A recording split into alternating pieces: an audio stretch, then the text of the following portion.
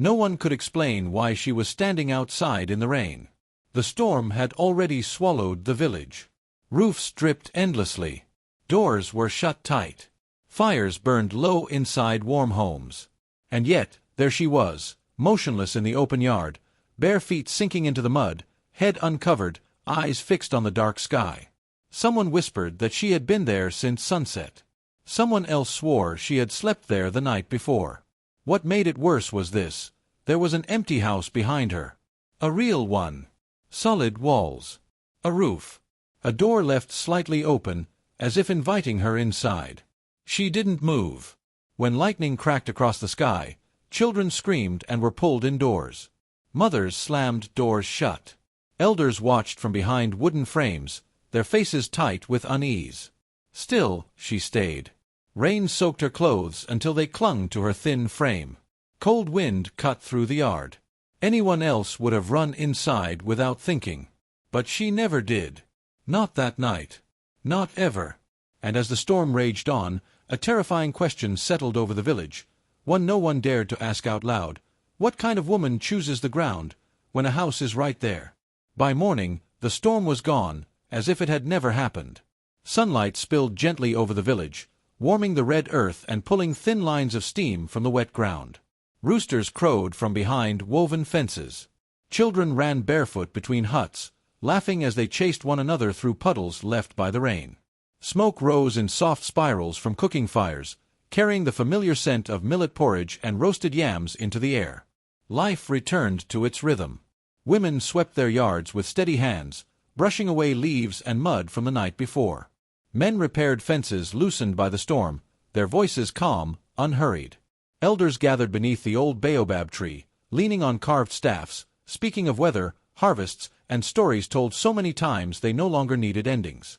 Doors stood open now. Inside the houses, clay walls still held the night's warmth. Mats were shaken clean. Pots were set back in their places. Babies slept on their mothers' backs as if nothing unusual had happened at all. This was how the village had always been, simple, human, held together by habit and shared breath. And yet, even in the morning light, something felt slightly out of place. Near the edge of the central clearing, the ground was darker, pressed flat where rain had soaked deep into the soil. A woman sat there quietly, her back straight, her hands resting in her lap. She did not speak. She did not ask for anything. When people passed, she lowered her eyes politely, offering a soft nod that barely registered. Most villagers did not stop. At first, they told themselves there was nothing strange about it. People sat outside all the time. The earth was cool after rain. The air was fresh. Perhaps she was resting. But as the sun climbed higher, the warmth returned. Others moved indoors to escape the heat. Pots were carried into shade. Conversations drifted behind walls. She stayed where she was. A child tugged at his mother's wrap and whispered something. The woman hushed him quickly, guiding him inside.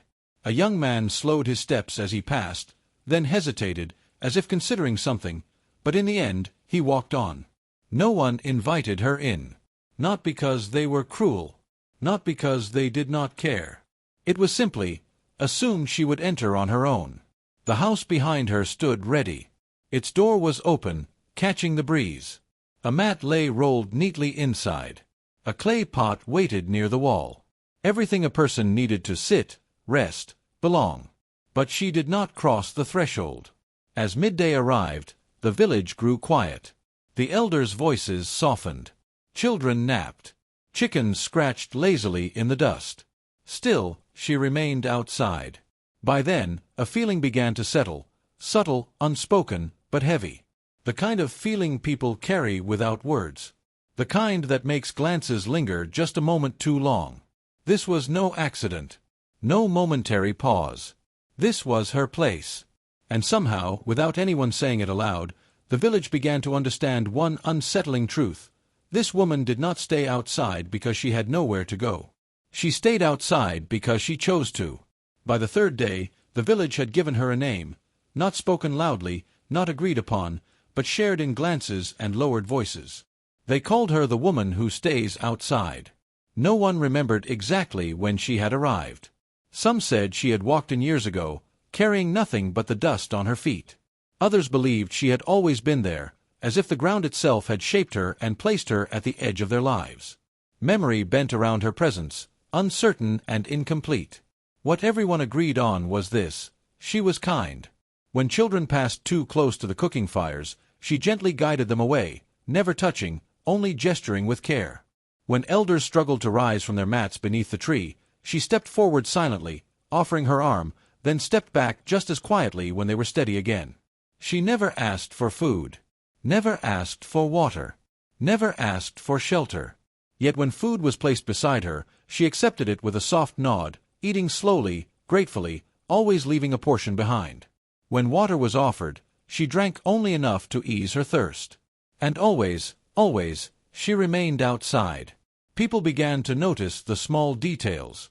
She never leaned against a wall, never sat beneath a roof, never crossed a doorway, even in passing. When the sun burned too fiercely, she shifted with the shade of trees. When rain returned, she endured it calmly, lifting her face to the sky as if listening rather than suffering. Someone once asked her directly, "Why don't you come inside?" It was a simple question, spoken without malice. The kind of question that usually earns a simple answer. She smiled. It was not a sad smile, not a fearful one. It was gentle, knowing, almost apologetic. "I cannot," she said softly. That was all. No explanation followed. No story. No excuse. Another villager tried later, offering her a place near the fire during a cool evening. "Just for a moment," he said. "No one will mind." She shook her head. "Not even for warmth," he pressed. Her eyes lowered. "Not even then." The refusal unsettled them, not because it was defiant, but because it was calm. Final. As if the choice had been made long ago, somewhere beyond the village, beyond reason. Despite this, she was never unkind. She listened when people spoke, though she rarely responded. When she did, her words were few, measured, almost careful, as if saying too much might break something unseen. She laughed quietly at children's games. She mourned silently when news of loss passed through the village, bowing her head in respect. And yet, a distance remained. She was present, but not fully part of them. Visible, but untouched. Some villagers felt drawn to her. Others felt uneasy, as if her silence reflected something they were not ready to see. At night, when doors were closed and fires dimmed, people spoke of her in hushed tones. Was she hiding from something? Was she being punished? Had she made a vow no one else understood? The elders watched her closely. They had seen many seasons, many travelers. But this woman did not fit any pattern they knew. One evening, as the sun bled red into the horizon, a child approached her and asked the simplest question of all. "Where do you sleep?" The woman looked at the darkening ground beneath her feet. "Here," she answered. The child frowned. "But aren't you afraid?" For the first time, her smile faded, not into fear, but into something deeper. Something heavier. "I am not afraid of the ground," she said quietly. Then she looked toward the houses, their doors glowing softly in firelight. "I am afraid of what happens when I go inside." And with that, she fell silent again, leaving the village with a question far more troubling than any answer. After that evening, the village could no longer pretend she was simply unusual. Her words, soft as they were, moved through the community like smoke, slipping into conversations, clinging to thoughts. "Afraid of what happens when I go inside." People repeated the phrase in their minds, turning it over, searching for meaning. Whispers followed her now. At the well, women lowered their voices when she passed. Beneath the baobab tree, elders paused mid-sentence, watching her from the corners of their eyes. Children, sensing the tension, grew quieter around her, no longer asking questions, only staring with wide, uncertain eyes. Explanations began to form. Some said she was cursed, that the walls of a house would trap her spirit. Others believed she carried a sickness that should not be enclosed. A few insisted she was holy, touched by something ancient, and that entering a house would break a sacred rule no one else could see. None of them knew. All of them spoke anyway. What unsettled the village most was not the rumors, but the patterns. Whenever she sat near a home, Strange coincidences followed. Fires burned lower than expected. Sleep came heavy and dreamless. Dogs refused to lie near doorways, whining softly until they moved away. Once, a woven mat placed too close to her darkened overnight, as if dampened by unseen rain. No harm ever came. Nothing truly wrong happened. And yet, people felt watched by something they could not name. Still, she remained gentle. When a woman lost her husband, it was the one who stayed outside who sat with her in silence through the long afternoon. When a child fell ill, she was seen kneeling on the ground nearby, palms pressed into the earth, eyes closed, not praying aloud, not touching the child, only listening. "Does she speak to the ground?" someone asked. "No," another replied. "It is the ground that listens to her." Fear crept in quietly. One night, a man dreamed of his house sinking into the earth while the woman stood outside, untouched. He woke in a sweat and refused to open his door until morning. Another swore he heard footsteps circling his hut, only to find nothing there when he looked. Soon, small boundaries appeared. People stopped leaving doors open at night. They moved their cooking fires farther from the clearing. Invitations faded, not offered, not refused, simply unspoken. And she noticed. Not with anger. Not with hurt. Only with understanding. She shifted farther from the houses, choosing spaces where no one had to worry about her presence. She accepted the distance as if it were expected, even deserved. That acceptance unsettled them more than protest ever could. One afternoon, a visiting trader asked the question everyone else avoided. "Why does she live like an animal?" he scoffed. "Why not build her a house or send her away?" An elder silenced him sharply. "She is not an animal," the old man said, "and she has never asked for more than the ground." That night, the elders met without calling a gathering. No drums. No announcement. Just quiet footsteps and low voices. They spoke of responsibility, of safety, of what must be done when something does not fit. Some suggested forcing her inside, if only to end the unease. Others argued she should be made to leave the village entirely. A few, very few, warned that interfering might bring consequences they could not foresee. While they debated, she sat alone beneath the stars, tracing slow lines in the dirt with her fingers. As if she already knew. As if she had always known this moment would come. And as the moon rose high, one truth became impossible to ignore. Whatever kept her from entering a house was not a fear she carried alone. It was a fear the entire village was beginning to share. The change did not arrive all at once. It came in small disturbances, quiet enough to dismiss, but persistent enough to disturb sleep. The woman who stayed outside began to move with intention. No longer did she sit in the same place each day. At dawn, she would rise before the village stirred and walk slowly along the outer edge of the homes, stopping at certain points as if guided by something unseen. There, she would stand still, eyes closed, feet planted firmly in the soil, breathing in long, measured rhythms. Always near houses. Never inside them. People woke to find her marks in the dirt, circles traced with careful hands, shallow lines pressed by her fingers. Children were warned not to step on them. Dogs refused to cross them, tugging against their leashes and whining softly. Then came the nights. She no longer slept where she had before. Instead, she chose spots close to doorways, just outside the threshold, close enough that firelight touched her face, but never crossing the line of shadow cast by the roof. This was when fear hardened into something sharper. Mothers barred their doors earlier. Fathers kept watch longer than necessary. People began counting their children before sleep, as if something might slip through unseen. And still, nothing happened. No sickness. No death. No theft. Only the feeling. The sense that something was being held back. One evening, as a heavy wind rolled in from the plains, a young woman went into labor earlier than expected. Panic spread quickly. The midwife was sent for. Warm water was prepared. Neighbors gathered near the house, whispering prayers. And outside, in the dirt just beyond the doorway, the woman knelt. Rain had not yet fallen, but the earth was cool beneath her palms. She pressed her hands flat, as she had before, and bowed her head. Someone noticed. "Why is she there?" a man whispered. "Move her away," another muttered. This is not her place. But no one touched her. The labor lasted through the night. Cries echoed through the village, sharp and panicked. Fires burned low. Fear sat heavy in every chest. Then, just before dawn, a child was born. Alive. Strong. Crying. Relief washed through the village like rain.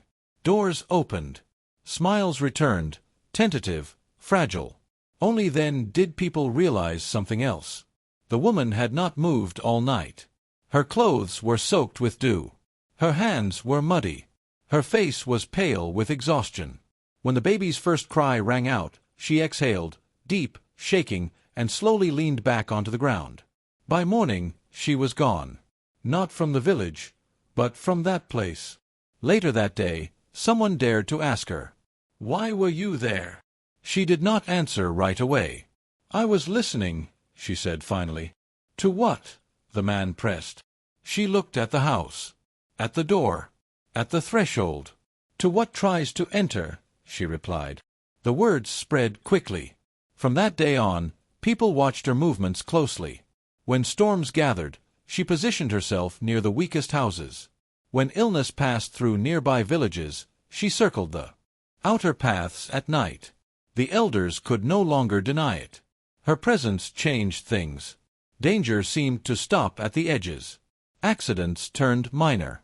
Loss passed by their doors and moved on. And yet, this protection came at a cost. The woman grew thinner. Her steps slowed. Dark circles formed beneath her eyes. She rested less, watched more. It was as if the ground itself were draining her.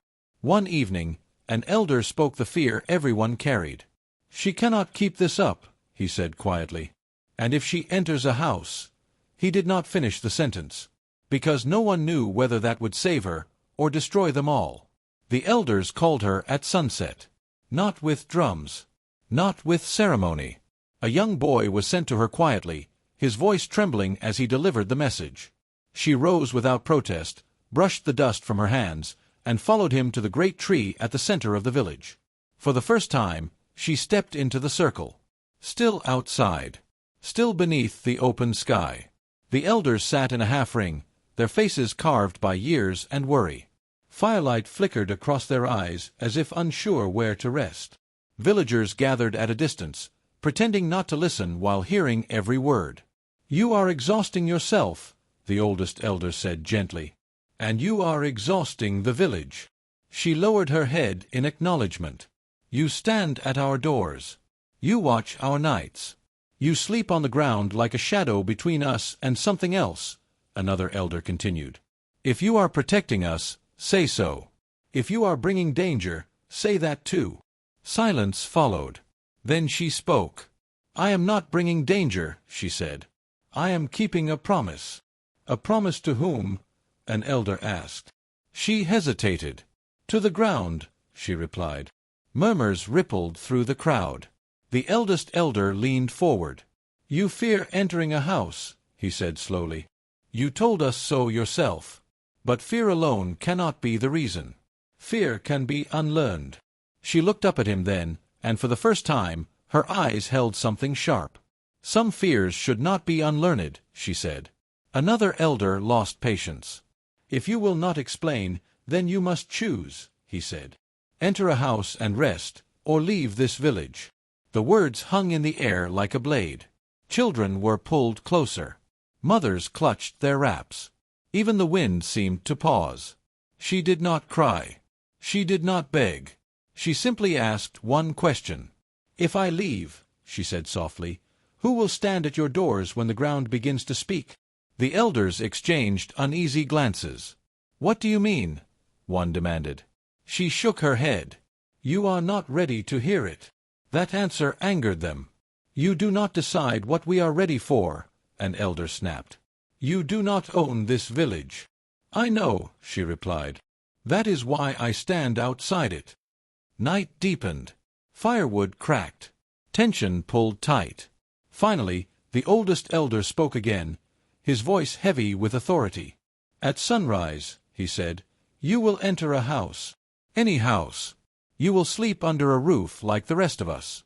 or you will leave before the sun reaches its height." A command. A deadline. She bowed her head. "As you wish," she said. The crowd murmured in relief. Some sighed. Others felt a strange twist in their stomachs they could not explain. As the gathering broke, a young woman followed her into the darkness. "You can stay in my house," she whispered urgently. "Just this once. Whatever you fear, we will face it together." The woman who stayed outside stopped walking. Her voice was barely audible. "If I cross that line," she said, "I will not be the one who suffers first." The young woman stepped back, shaken. That night, the village slept poorly. Dogs whimpered. Fires refused to settle. The air felt thick, as if the ground were holding its breath. And outside, beneath the stars, the woman dug her fingers into the soil deeper than ever before. As if preparing. As if bracing. Because when dawn came, one truth was certain: if she entered a house, something long restrained would follow her inside. Dawn did not arrive gently. It came with a strange stillness, the kind that presses against the ears. No birds sang. No roosters called. Even the wind seemed unsure whether it was allowed to move. The woman rose before the sun broke the horizon. Her body ached, her hands raw from the earth, but her face was calm, resolved in a way that frightened those who watched from behind half-open doors. She walked the length of the village one last time. At every doorway she paused. She pressed her palm to the ground just outside the threshold, as if listening for a reply only she could hear. In some places, she lingered longer, her breath growing shallow, her brow tightening with quiet strain. Something was changing. Then the ground shuddered. Not enough to knock anyone down. Just enough to be felt. Clay pots rattled. Ash slipped from hearths. A low sound, deep, distant, like a breath drawn from far below, rolled beneath the village. People spilled from their houses despite themselves. "What was that?" someone cried. The elders emerged, staffs in hand, faces pale. The woman straightened slowly. "It has begun," she said. Before anyone could ask what it was, a child screamed. A house near the edge of the village, one of the oldest, split with a sharp crack. A line opened in the earth beside its wall, thin at first, then widening. Dust rose. The roof groaned. Panic surged. "Inside!" someone shouted. "Get inside!" But the woman moved toward the breaking ground, not away from it. She knelt at the edge of the crack, pressing both hands into the soil with force, her arms trembling. Her breath came fast now, pain etched across her face. "This is why," she whispered, not to them but to the earth itself. The crack slowed. Stopped. For a heartbeat, the village held still. Then another tremor struck, stronger. This time, it came from the center. A house lurched. Its doorway warped. A support beam snapped. A man ran toward it, his child inside. Without thinking, the woman moved. She crossed the threshold. The moment her foot touched the packed earth of the house floor, the air changed. The ground roared. Not with sound, but with force. The cracks burst wider. The earth heaved violently, throwing people to their knees. Walls shook. Roofs screamed. The woman collapsed just inside the doorway, gasping as if something had torn free from her chest. "No!" an elder shouted. "She warned us." Outside, the earth writhed. Inside, the house shuddered as though something massive were pushing upward from beneath it. The woman screamed, not in fear, but in agony. The ground no longer listened. Then, suddenly, it stopped. Silence slammed down harder than the tremors. Dust drifted through the air. People stared at the house in horror. The woman lay still on the floor, her body half inside, half out of the doorway. The cracks in the earth sealed slowly, like scars closing. The ground exhaled. An elder approached her, trembling. "What are you?" he whispered. Her eyes opened weakly. "I was the boundary," she said. And then she closed her eyes, leaving the village to face the truth they had forced across their own threshold. They carried her back outside. No one argued. No one questioned it. Hands that once trembled with suspicion now shook with reverence as they laid her gently on the ground, just beyond the broken threshold. The earth beneath her was warm, as if it recognized her return. For a long moment, nothing happened. Then the eldest elder knelt beside her and pressed his palm to the soil, copying the gesture he had seen her perform so many times before. This time, he felt it. A slow, restless movement deep below. Not violent, restrained. Like something breathing against a wall it could not cross. She opened her eyes. "You feel it now," she whispered. The elders gathered closer, no longer forming a half-circle of judgment, but a circle of listening. "The ground here is not empty," she said. "Long ago, before houses stood, before doors were carved, something beneath this land was disturbed. It was not evil. It was hungry for space. For release." She paused, gathering breath.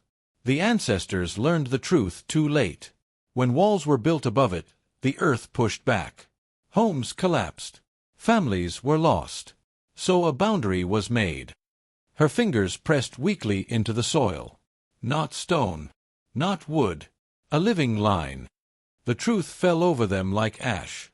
"You," an elder breathed. She nodded. "Someone must stay outside," she said. "Someone must touch the ground every day. Sleep on it. Listen to it. Hold it down when it wakes." Understanding rippled through the crowd. Slow, painful, undeniable. "And houses?" another elder asked. She looked toward the village. "A house breaks the agreement," she said. "A roof closes the space. When I cross inside, the earth believes it is free to rise." She coughed, her body weakening. "I never refused comfort," she whispered. "I refused disaster." The villagers looked at their homes, their walls, their doors, their fires, and felt shame twist in their chests. All the nights she slept in the cold. All the rain she endured. All the strength she gave without asking for anything in return. "She never entered a house," someone murmured. "Because if she did," the elder finished, voice breaking, "we would have no houses left." Tears fell openly now. No one hid them. "Why you?" a woman sobbed. "Why alone?" The woman's gaze softened. "Because I was born listening," she said. "And because love sometimes sounds like silence." Her breathing grew shallow. "The ground will need another," she added. "One day." Fear returned, but quieter this time, tempered with understanding. "Teach us," the elder pleaded. She smiled faintly. "It has already begun," she said. "You feel the ground now. That is how it starts." The sun climbed higher, warming the village. For the first time, no one asked her to come inside. They sat with her on the earth instead. And as the ground stilled beneath them, the village finally understood the cost of the safety they had always taken for granted. She did not die that day. But she never stood again. The village gathered around her as the sun softened into afternoon, sitting on the ground for the first time without fear or reluctance. Mats were left inside. Doors stayed open, untouched. For once, no one felt the need to separate themselves from the earth beneath their feet. The woman who stayed outside breathed slowly now, each breath shallow but steady. Children were brought quietly to see her, not to stare, but to remember. Elders knelt with bowed heads, their staffs laid across their laps like offerings. No one asked her to explain more. They finally understood that her silence had always been an act of care. When night came, fires were lit outside instead of within walls. People slept beneath the open sky, listening, not in fear, but in respect. The ground was calm, almost peaceful. At dawn, she was gone. Not taken. Not lost. Returned. Her body lay still, resting fully on the earth she had guarded for so long. There were no cracks. No tremors. Only a warmth beneath her, gentle and steady, as if the land itself had closed its eyes with her. The elders did not build a house over her. They left the place open. A circle of bare ground, untouched by walls or roofs. A place where no one would ever build again. Seasons passed. The village grew. Houses stood strong. Children were born without fear of the earth rising beneath their cradles. And every morning, someone, never chosen, never commanded, went to sit at the open place. They placed their hands on the ground. They listened. Some stayed minutes. Some stayed hours. And slowly, the village learned what she had always known: protection does not always look like strength. Love does not always ask to be seen. And sacrifice rarely stands at the center of comfort. Travelers still pass through and ask the same question. Why is there an empty place in the middle of your village? The elders answer simply, because someone once stood between us and the ground. At night, when the village is quiet and the fires burn low, those who listen closely swear they can feel a steady calm beneath their feet. Not silence. A promise being kept. And so the story lives on, not as a warning, but as a remembrance, that sometimes the greatest act of love is choosing discomfort, so others may sleep safely inside.